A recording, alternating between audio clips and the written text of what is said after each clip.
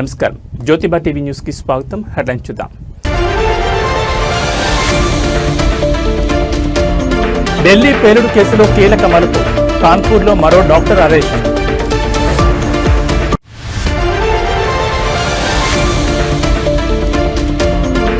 హైదరాబాద్లోని ముస్లింలు నా వల్ల కోటీశ్వరులయ్యారు, సీఎం చంద్రబాబు ఆసక్తికర వ్యాఖ్యలు.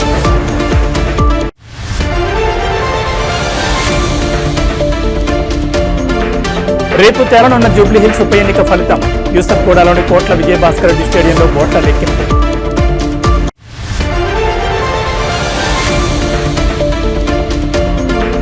అమెరికాలో ముగిసిన సుదీర్ఘ షట్డౌన్, తాత్కాలిక నిధుల బిల్లుపై సంతకం చేసిన ట్రంప్. ఇక డీటెయిల్స్ చూస్తే అమెరికా రాజకీయాల్లో 42 రోజులుగా కొనసాగుతున్న ప్రతిష్టంభనకు తెరపడింది. దేశ చరిత్రలోనే సుదీర్ఘంగా సాగిన ప్రభుత్వ షట్డౌన్ ఎట్టకేలకు ముగిసింది. ఫెడరల్ కార్యకలాపాలకు తాత్కాలికంగా నిధులు కేటాయించే బిల్లుపై అధ్యక్షుడు డొనాల్డ్ ట్రంప్ సంతకం చేశారు.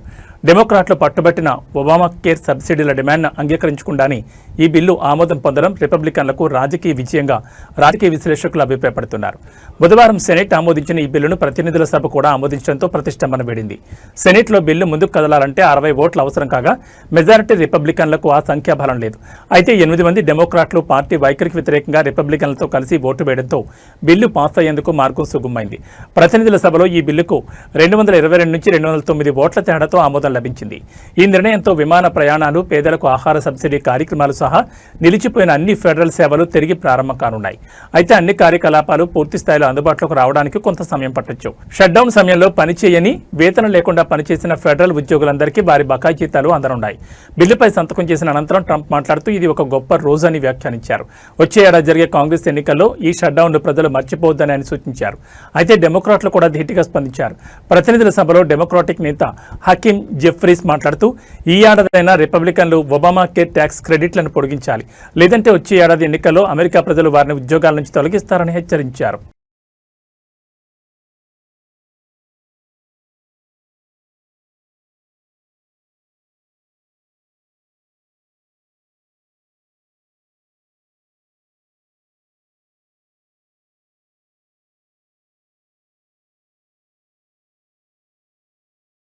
దేశ రాజధాని ఢిల్లీలోని ఎర్రకోట వద్ద జరిగిన కారు బాంబు పేలుడు కేసు విచారణలో కీలక పురోగతి చోటు చేసుకుంది. Uttar Pradesh anti terrorism squad, Delhi police special cell, Jammu Kashmir పోలీసులు సంయుక్తంగా నిర్వహించిన ఆపరేషన్లో కాన్పూర్లోని కార్డియాలజీ ఇన్స్టిట్యూట్ నుంచి డాక్టర్ మహమ్మద్ ఆరిఫ్ను అదుపులోకి తీసుకున్నారు.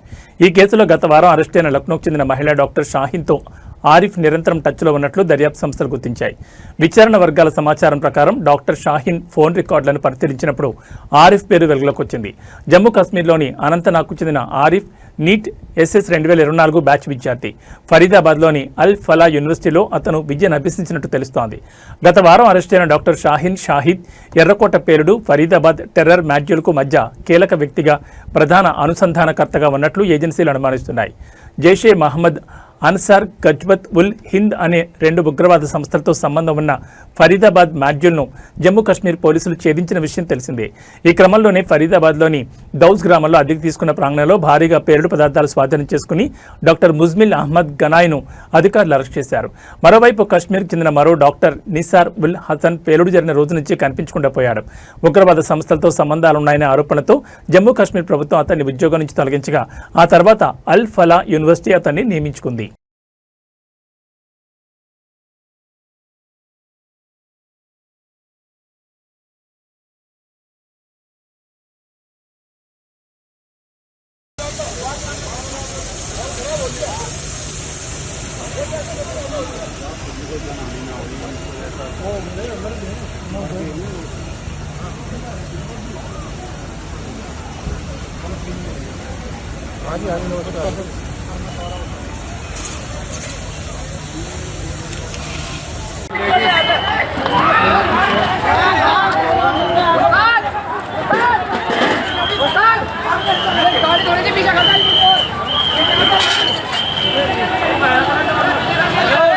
హైదరాబాద్లోని ఓల్డ్ సిటీ ముస్లింలు తన వల్ల కోటీశ్వర్లయ్యారని సీఎం చంద్రబాబు అన్నారు.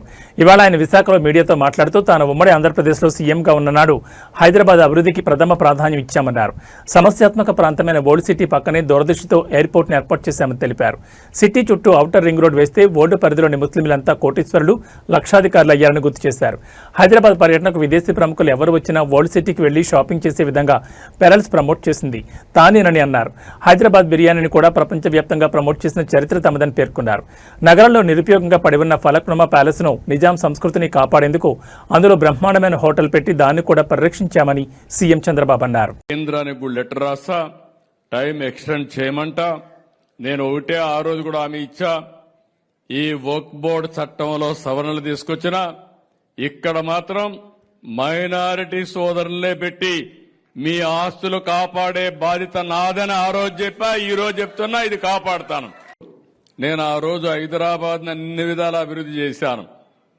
నేను దృష్టిలో పెట్టుకున్నది ఓల్డ్ సిటీ పక్కన ఎయిర్పోర్ట్ కట్టాను. మీరు గుర్తుపెట్టుకోవాలి, నేను దూరదృష్టితో కట్టాను. అది కూడా అదే మరి ఒక ఔటర్ రింగ్ రోడ్ వేస్తే ఈ రోజు మీరు చూస్తే హైదరాబాద్ లో ఉండే ముస్లింస్ అంతా బ్రహ్మాండంగా కోటీశ్వరులు, లక్షాధికారులు అయ్యారంటే అది ఆ రోజు నేను చేసిన పని అని చెప్పి నేను మీకు తెలియజేస్తున్నా. నేను ఎప్పుడూ ఒకటి చెప్పేవాడిని, హైదరాబాద్కి ఎవరు వచ్చినా నేరుగా పోయి ఓల్డ్ సిటీలో షాపింగ్ చేసే విధంగా పెరల్స్ ని ప్రమోట్ చేసింది కూడా తెలుగుదేశం పార్టీ. హైదరాబాద్ బిర్యానీని కూడా ప్రమోట్ చేశాం. ప్రపంచం మొత్తం హైదరాబాద్ బిర్యానీ అంటే దానికి ఒక ఛాంప్ క్రియేట్ చేసే పరిస్థితికి వచ్చామంటే, ఇంకొక పక్క ఆ రోజు ప్యాలెస్ ఉంటే, ఫలక్నుమా ప్యాలెస్ ఉంటే నిజాం సంస్కృతిని కాపాడడానికి ఒక బ్రహ్మాండమైన హోటల్ పెట్టి దాన్ని కూడా పరిరక్షించామని చెప్పి కూడా నేను మీకు తెలియజేస్తాను. ఒకటి రెండు కాదు, నేను వారసత్వాన్ని కాపాడడం కోసం అన్ని విధాల ప్రయత్నం చేశాం. రేపు జూబ్లీహిల్స్ ఉప ఎన్నిక ఫలితం వెలువడనుంది. యూసఫ్గూడలోని కోట్ల విజయభాస్కర్ రెడ్డి స్టేడియంలో ఓట్ల లెక్కింపునకు ఏర్పాట్లు పూర్తయ్యాయి. ఉదయం 8 గంటలకు ప్రారంభం కానున్న కౌంటింగ్ ప్రక్రియ 10 రౌండ్లలో జూబ్లీహిల్స్ ఉప ఎన్నిక ఫలితాలు తేలబోతున్నాయి. కౌంటింగ్ కోసం మొత్తం 42 టేబుల్ ఏర్పాటు చేశారు. మొదట 8 గంటలకు పోస్టల్ బ్యాలెట్ ఓట్ల లెక్కింపుతో ప్రారంభమవుతుంది. 1వ number polling booth Shaikpet division నుంచి ప్రారంభమై ఎర్రగడ్డతో ముగియనుంది. కాగా జూబ్లీహిల్స్ ఉప ఎన్నికల్లో 194,631 ఓట్లు పోలయ్యాయి. 99,771 మంది పురుషులు, 94,855 మంది స్త్రీలు ఓటు వేశారు. 5 నపుంసకులు ఓటు వేయగా మొత్తం 48.49% పోలింగ్ శాతం నమోదైంది. బీఆర్ఎస్, కాంగ్రెస్ మధ్య తీవ్ర పోటీ నెలకొంది. ఈ రెండింటిలో ఏ పార్టీ అభ్యర్థి విజయకేతను ఎగరవేస్తారో తేలాలంటే రేపటి వరకు వేచి చూడాల్సిందే.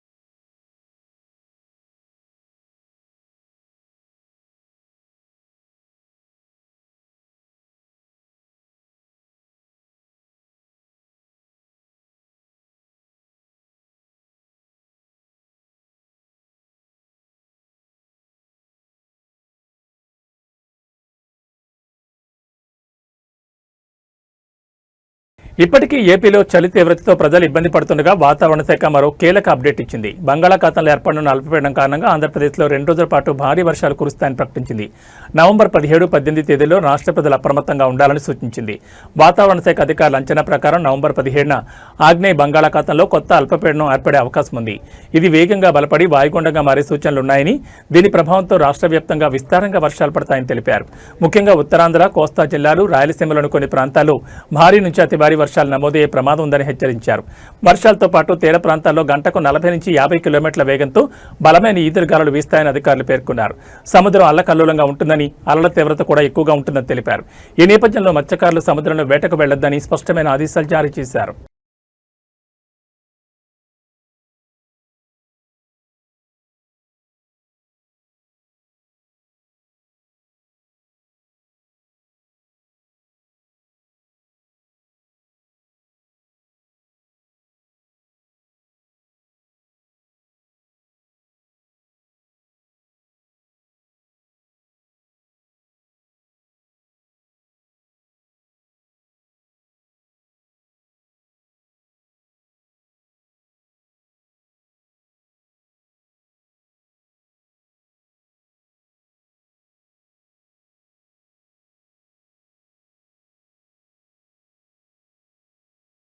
హన్మకొండలో ఓ స్కూల్ యాజమాన్యంపై విద్యార్థి సంఘాల దాడి వీడియో కలకలం రేపుతోంది. హన్మకొండ జిల్లా కేంద్రంలోని స్మైల్ డీజీ స్కూల్ కరెస్పాండెంట్ శ్రీనివాసవరంపై విద్యార్థి సంఘాల నాయకులు దాడికి పాల్పడ్డారు. ఈ ఘటనకు సంబంధించిన సీసీటీవీ ఫుటేజ్ బయటకు రావడంతో వీడియో సోషల్ మీడియాలో వైరల్గా మారింది. వీడియోలో కొంతమంది విద్యార్థి సంఘం నాయకులు స్కూల్ యాజమాన్యంపై దాడి చేయడానికి ప్రయత్నిస్తున్న దృశ్యాలు స్పష్టంగా రికార్డయ్యాయి. సంఘ నాయకులు చందాల పేరుతో స్కూల్కు వచ్చి యాజమాన్యంతో వాగ్వాదానికి దిగిన తర్వాత దాడికి పాల్పడ్డారనే ఆరోపణలు వినిపిస్తున్నాయి. ఈ ఘటనకు నిరసనగా ఉమ్మడి వరంగల్ జిల్లా వ్యాప్తంగా అన్ని ప్రైవేట్ విద్యా సంస్థలు బంద్ పాటిస్తున్నట్లు ట్రస్మా ప్రతినిధులు ప్రకటించారు. వారు స్కూల్ యాజమాన్యంపై జరిగే ఇలాంటి దాడులను కఠినంగా ఖండిస్తూ ప్రభుత్వాన్ని తక్షణ చర్యలు తీసుకోవాలని డిమాండ్ చేశారు.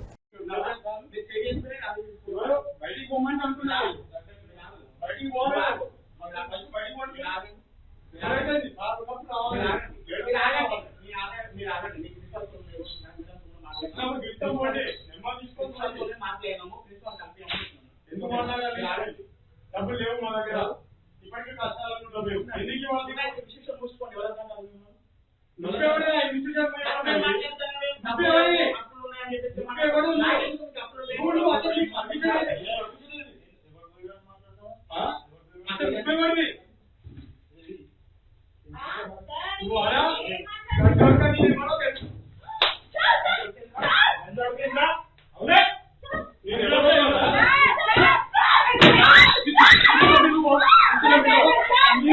మాజీ మంత్రి వైసీపీ సీనియర్ నేత అంబటి రాంబాబుపై కేసు నమోదైంది. ఆయనతో పాటు మరికొందరు వైసీపీ నాయకులపై కూడా గుంటూరు జిల్లా పట్టాభిపురం పోలీసులు కేసు నమోదు చేశారు. పోలీసుల విధులకు ఆటంకం కలిగించడంతో పాటు వారిని బెదిరించారన్న ఆరోపణలపై ఈ కేసు నమోదు చేసినట్టు తెలుస్తోంది. అంబటి రాంబాబు ఇతర నేతలు ముందస్తు అనుమతులు లేకుండా భారీ ప్రదర్శన నిర్వహించారు. ఈ కారణంగా ట్రాఫిక్ తీవ్ర అంతరాయం కలగడంతో పాటు ప్రజలకు అసౌకర్యం కలిగిందనే ఆరోపణలున్నాయి. ఈ ఘటనపై చర్యలు తీసుకున్న పోలీసులు విధుల్లో ఉన్న తమను బెదిరించారని పేర్కొంటూ కేసు నమోదు చేశారు. అంబటి రాంబాబుతో పాటు ఇతర నిందితులపై భారతీయ న్యాయ సంహితలోని 132, 126(2), 351(3), 189(2), రెడ్ విత్ 190 సెక్షన్ల కింద కేసు నమోదు చేసినట్లు పోలీసులు వివరించారు. ఈ ఘటనపై పోలీసులు తదుపరి దర్యాప్తు చేస్తున్నారు. గుంటూరు పట్టణంలో నిన్న వైద్య కళాశాలల పీపీపీ విధానాన్ని వ్యతిరేకిస్తూ వైసీపీ ఆధ్వర్యంలో ప్రదర్శన నిర్వహించారు. ఈ సందర్భంలో పోలీసులు అనుమతి లేదని అడ్డుకోవడంతో పోలీసులతో అంబటి వాగ్వాదానికి దిగారు. దీంతో అక్కడ కొద్దిసేపు ఉద్రిక్త పరిస్థితులు నెలకొన్నాయి. ఈ ఘటనపై పోలీసులు చర్యలు చేపట్టారు.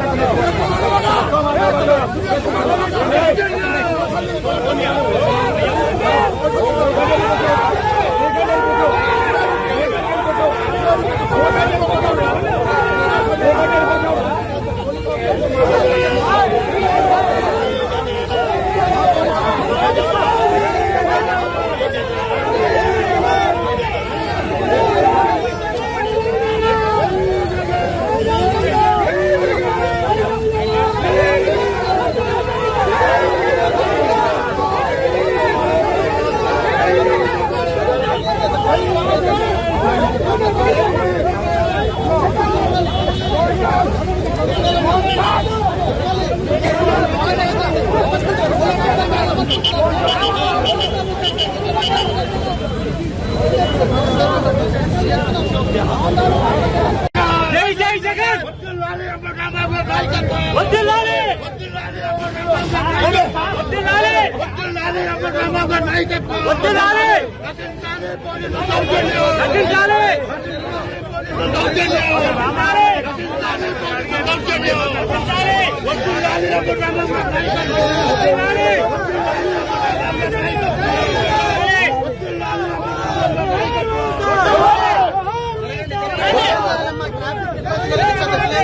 Yes,